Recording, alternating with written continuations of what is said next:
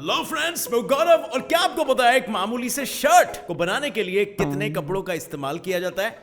ये साधारण से दिखने वाले सिर्फ एक पीस शर्ट को बनाने के लिए पूरे 34 पीसेस ऑफ क्लॉथ्स इस्तेमाल किए गए हैं। Shocked, right? लेकिन सवाल तो यह है कि आखिर इन शर्ट्स की मैन्युफैक्चरिंग कैसे होती है? फ्रेंड्स, आज के इस वीडियो में मैं आपको बिल्कुल ऐसे ही चीजों के फैक्ट्रीज के एक सुहाने से सफर पे लेके चलूंगा, जिसमें आपको बिल्कुल ऐसे ही रोजाना की चीजें जैसे cricket bat, lipstick, sanitizer etcetera कैसे बनाए जाते हैं, इन सब के बारे में बताने वाला हूं। और क्या आपको पता है सैनिटाइजर्स में एक बहुत ही सीक्रेट सी चीज मिलाई जाती है, जो अगर नहीं मिलाई जाए तो हमारे हाथों पर अगर वो सैनिटाइजर पड़े तो हाथ चलकर लाल हो जाएंगे। और तुम लोगों ने ये बात तो सुनी होगी कि लिपस्टिक मत लगाया करो क्योंकि उसमें जानवरों का खून मिलाया जाता है। बट क्या सच में ऐसा होता है? क्या फैक्ट्रीज में ऐसा कुछ किया जाता है? और बर्थडेज की शोभा बढ़ाने वाले ये बलून्स आखिर बनते कैसे हैं? ये सभी जानने के लिए चलिए मेरे साथ इंडियन फैक्ट्रीज के एक मजेदार से टूर पे in today's video titled things made in big factories. Number 1, balloon यानी गुब्बारे। अब फ्रेंड्स, एक क्विक फैक्ट जो आई एम श्योर आपको पता नहीं होगा। पुराने जमाने में बलून्स का रिप्लेसमेंट क्या हुआ करता था पता है? एनिमल्स के ब्लैडर्स, यानी एक जानवर का ये वाला हिस्सा जो आप यहां पे देख सकते हो। What? How weird, right? लेकिन ऐसा कुछ आज के जमाने में भी होता है क्या? चलो एक और एक सवाल पूछता हूं। क्या आपने कभी ये नोटिस किया है कि बलून्स का ऊपर का जो हिस्सा होता है वो हमेशा कलरफुल की होता है और उसके अंदर का हिस्सा हमेशा व्हाइट होता है? इन सारे सवालों का जवाब हमें आज जानना है। सो चलते हैं मैन्युफैक्चरिंग के सफर पर। शुरुआत करते हैं एक बड़े से टैंक से जिसमें ढेर सारे लेटेक्स यानी रबर का एक घोल इकट्ठा किया जाता है। और अब उस लेटेक्स से भरे टैंक में एक कलर का डाई मिक्स किया जाता है और फिर बारी आती है उस मिक्सचर को गर्म करने की। और इससे लेटेक्स और डाई अच्छे से मिक्स हो जाता है और वो सफेद सा घोल अब कलरफुल हो जाता है। और अब एक मशीन के मदद से गुब्बारों के रेडीमेड मोल्ड्स को इस मिक्सचर में डिप किया जाता है। मगर यहां पे आता है कहानी में एक ट्विस्ट, यानी उन मोल्ड्स को सबसे पहले बिना कलर वाले लेटेक्स के मिक्सचर में डुबोया जाता है, जो एक तरह से प्राइमर की कोटिंग का काम करता है। और फिर आती है कलरफुल लेटेक्स में डुबकी मारने की बारी। और यही वजह है कि बलून्स का रंग बाहर से कलरफुल होता है और अंदर से व्हाइट होता है। और अब उस लेटेक्स के सूखने के बाद एक मशीन उसके एंड्स को फोल्ड करती है और ताकि आप उनमें हवा अच्छे से भर सके। और अब एज वी नो ये सारी प्रोसेस हमारे लिए बहुत ही इंजूरियस है, लेकिन इनका सोल्यूशन भी इन्होंने निकाल लिया है। इन गुब्बारों को बहुत ही गर्म पानी के अंदर अच्छे से डाल के धोया जाता है ताकि सारे एक्सेस केमिकल्स वहां से निकल जाए और बलून हमारे फुगाने के लिए एकदम सेफ एंड सिक्योर हो जाए। और फिर एक सकिंग मशीन की मदद से बलून्स को मोल्ड से सक करके एक साइड पे इकट्ठा कर दिया जाता है ताकि बाजार में जाने से पहले इनकी अच्छे से टेस्टिंग हो सके। Number 2, cricket bat. अब फ्रेंड्स, मुझे बताओ कि क्रिकेट बैट में सबसे मजबूत और टिकाऊ हिस्सा कौन सा होता है? सोचो सोचो सोचो और हारना मत। थक गए? बताऊं? सबसे मजबूत हिस्सा होता है क्रिकेट बैट का हैंडल।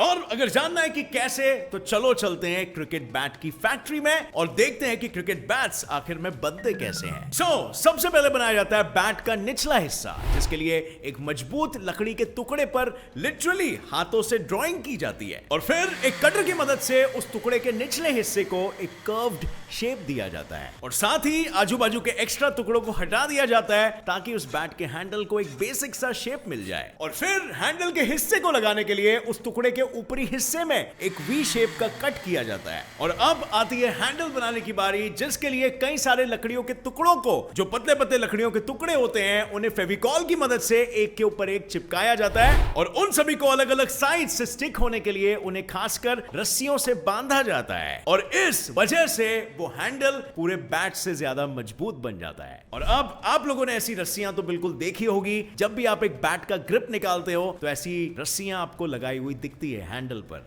और आज आपको पता चल गया कि उस रस्सियों का रियल पर्पस क्या होता है। और इसी तरीके से हैंडल को शेप देकर पहले वाले टुकड़े को जोड़कर उसे 24 घंटे के लिए अकेला छोड़ दिया जाता है। और अब आती है इसके कंप्लीट फिनिशिंग की बारी, जहां बैट को और भी ज्यादा कॉम्पैक्ट, मजबूत और सख्त बनाने के लिए उसे कंप्रेसिंग रोलर से गुजरना पड़ेगा। और इसी के बाद वो बैट एक तेज गेंद को सीधा बाउंड्री के बाहर उड़ाने में कामयाब होता है। और फिर आखिर में हैंडल के आजू बाजू के एक्स्ट्रा हिस्सों को एक आरी की मदद से हटाया जाता है और फिर उसके हैंडल पर ग्रिप चढ़ाकर उस पर कंपनी का स्टिकर मारकर उसे बाजार में बेचने के लिए भेज दिया जाता है। और फिर आप जैसे खिलाड़ी उसका इस्तेमाल करके खूब छक्के मारते हो। Number 3, sanitisers. अब friends, as we all know, sanitisers में सबसे ज्यादा मात्रा अल्कोहल की होती है, पर उसमें उसके अलावा भी कुछ चीजें होती हैं जो अगर आप उसमें नहीं मिलाओगे तो आपके हाथ बीमारियों से तो बच जाएंगे, जलन से होने वाले छालों से नहीं बच पाएंगे। अगर हमें ये जानना है कि सैनिटाइजर्स को यूजर फ्रेंडली बनाने के लिए उसमें क्या मिलाया जाता है, तो हमें एक बार फिर से एक सैनिटाइजर की फैक्ट्री में जाना पड़ेगा, उसके पूरे मैन्युफैक्चरिंग प्रोसेस का पता लगाने के लिए, और उसके बाद हमें यह जवाब मिल जाएगा। इसकी शुरुआत होती है एक बड़े से मशीनी टैंक में आइसोप्रोपाइल अल्कोहल या इथाइल अल्कोहल जैसे वीक एसिडिक मिक्सचर्स को इसमें स्टोर किया जाता है और उसमें अगार का पाउडर यानी जेलेटिन को मिक्स किया जाता है और फिर एक मशीन की मदद से ये जेलेटिन और एसिडिक मिक्सचर को अच्छे से मिलाया जाता है। पर अभी भी ये मिक्सचर बहुत ही पतला होता है और शॉकिंग चीज तो ये होती है कि इस पतले से मिक्सचर में भी 98% एसिड का कंटेंट होता है और ये अगर आपने गलती से भी अपने स्किन पर अप्लाई कर दिया तो आपका स्किन जल जाएगा। और फ्रेंड्स, तभी आता है हमारे कहानी का वो देसी सुपर हीरो जिसे इस मिक्सचर में मिलाते ही इस पूरे मिक्सचर का कंसंट्रेशन 98% से घटकर 70% हो जाता है, जो परसेंटेज WHO ने हमारे स्किन के लिए सेफ टू यूज रेकमेंड किया है। लेकिन ये जादुई चीज आखिर है क्या? और ये जादुई चीज है और कोई नहीं बल्कि एलोवेरा, जिसे लगाने के बाद एसिडिक वैल्यू कम तो हो जाती है लेकिन उसके साथ साथ एज अ मैजिकल इंग्रेडिएंट ये आपके स्किन को मॉइस्चराइज भी रखता है। इसे पाइप्स के थ्रू उस पतले से मिक्सचर में मिलाते हैं और ये इस मिक्सचर को एक गाढ़े जेल में कन्वर्ट कर देता है और फिर दूसरे एक पाइप के थ्रू वो जेल एक ऐसी मशीन में जाता है जो मशीन उसे बॉटल्स में भर के उस पर कैप्स लगाकर उसे लेबलिंग के लिए आगे भेज देती है और कुछ ऐसे हो जाता है हमारा सैनिटाइजर हमारे यूज करने के लिए रेडी। Number 4, shirts. अब यार फ्रेंड्स, एक बात बताओ मुझे, एक शर्ट को बनाने के लिए कितने कपड़ों के टुकड़ों की रिक्वायरमेंट होनी चाहिए? अगर ऐसे देखा जाए तो आगे के 2 टुकड़े, पीछे का 1, 2 कफ, 2 स्लीव्स और एक कलर के लिए, राइट? यानी कुल मिला के कुछ टॉप्स 7 से 8। Well, you are wrong my friends, क्योंकि 34 टुकड़े कपड़ों के इस्तेमाल किए जाते हैं। नहीं यकीन करना चाहते हैं तो ले और दिखाता हूं आपको एक shirt manufacturing process. So friends, सबसे फर्स्ट पार्ट होता है शर्ट्स के अलग अलग हिस्सों के डिजाइनिंग का, जो कि कंप्यूटर्स में सॉफ्टवेयर्स के मदद से किया जाता है। और अब एक शर्ट को बनाने के लिए एक 54 मीटर्स का कपड़ा यूज किया जाता है और यहाँ शर्ट की क्वालिटी और क्वांटिटी के हिसाब से वर्कर्स फैब्रिक के लेयर्स बनाते हैं जिस पर मार्कर शीट या ट्रेसिंग पेपर रखा जाता है और इसका इस्तेमाल करके एक वर्कर कुछ ऐसे मशीन से सारे पीसेस को कट करता है और फिर एक शर्ट बनने के लिए उस शर्ट के जितने सारे भी पीसेस हैं उन सभी को एक साथ रोल किया जाता है ताकि कहीं गलती से दादाजी के शर्ट की कॉलर किसी चिंटू के शर्ट में न लग जाए या इवन रेड शर्ट में कहीं ब्लू शर्ट के हाथ न लग जाए। और फिर आता है स्टिचिंग का पार्ट, जहां पर एक कमरे में हमेशा सिलाई मशीन के खटपट खटपट की आवाज सुनाई देती है और अब यहां पर सबसे पहला स्टिच किया जाता है शर्ट के पॉकेट्स पर, फिर उसके बाद उसके लोगो पर और उसके बाद शर्ट के ऊपरी हिस्सों को स्टिच करके उसके फ्रंट और बैक पार्ट को जोड़ा जाता है और फिर उसे कॉलर लगाने के बाद उसके हाथों को स्टिच करने के बाद उसे साइड से स्टिच किया जाता है और फिर लास्ट में आते हैं कप्स, बटन्स और बटन्स के काज सिलने की बारी। और इस पूरे शर्ट को बनाने के लिए 4 या 5 नहीं बल्कि 24 से 34 पीसेस लगते हैं ऑफ क्लॉथ।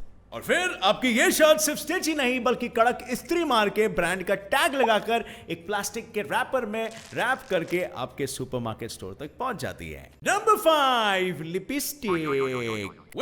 दोस्तों, ऐसा कहा जाता है कि ये लड़कियों के चेहरे को तरोताजा लुक देने के लिए जानवरों के खून का इस्तेमाल किया जाता है। और ये सिर्फ लड़कियों के लिए नहीं है बल्कि उन लड़कों के लिए भी है जिन्होंने बिना लिपस्टिक लगाए लिपस्टिक को टेस्ट किया है। समझ रहे हो ना क्या बोल रहा हूं? तो चलिए देखते हैं इसके पीछे का प्रोसेस क्या है। सो फ्रेंड्स, सबसे पहले एक बड़े से मिक्सिंग मशीन में वैक्स यानी कि मोम, तेल और अल्कोहल के साथ लिपस्टिक को कलर देने वाले पिगमेंट को मिक्स किया जाता है और फिर इन चारों चीजों को अच्छे से मिलाकर गाढ़ा किया जाता है। मगर ये बात यहाँ पर नहीं रुकती है, अब आती है इस गड्ढे में से मिक्सचर को पेस्ट में कन्वर्ट करने की बारी। पर अब भी ये पेस्ट बहुत ही गाढ़ा होता है, जिसे पतला करने के लिए उसे दोबारा तेल में डालकर हीट किया जाता है और इससे वो पेस्ट पिघलकर एक पतले से लिक्विड में कन्वर्ट हो जाता है और फिर इस पोर्शन को एक कर्मचारी धीरे धीरे से एक मशीन में पोर करता है। अब ये मशीन उस लिक्विड को मोल्ड्स में भरने का काम करती है और इन मोल्ड्स में बिना फ्रीजर का इस्तेमाल करे ये लिक्विड अपने आप ही फ्रीज हो जाता है। और पूछो क्यों? वेल, क्योंकि इसमें वैक्स मिलाया जाता है और वैक्स का फ्रीजिंग पॉइंट आपको पता है, रूम टेम्परेचर में भी जो आप कैंडल्स यूज करते हो वो एक्चुअली फ्रोजन होते हैं। और अब जैसे ये लिपस्टिक्स फ्रीज हो जाते हैं, उनमें तुरंत बॉडी कवर को लगाया जाता है और फिर उन लिपस्टिक्स को अच्छे से उन बॉडी कवर्स में फिट करने के लिए एक मशीन कवर पर दबाव डालती है और तब एक रोलर और कन्वेयर बेल्ट की मदद से उन लिपस्टिक्स को उनके बॉडी यानी उनके कवर में बंद कर दिया जाता है और आखिर में उन लिपस्टिक्स को ब्रांड के कवर्स या लोगोस लगाकर फिर बाद में बाजार में बेचा जाता है। और बाकी का आप लोग को पता है, जितना महंगा ब्रांड उतना ज्यादा दाम। But friends, on a serious note, lipstick में कोई भी एनिमल का खून नहीं मिलाया जाता है, ये बस सिर्फ अफवाहें हैं। और अगर आपको आज इन सभी प्रोडक्ट्स के मैन्युफैक्चरिंग प्रोसेस जानने को मिला, मतलब इससे कुछ नया सीखने मिला, तो एक लाइक जरूर ठोकना इस वीडियो को।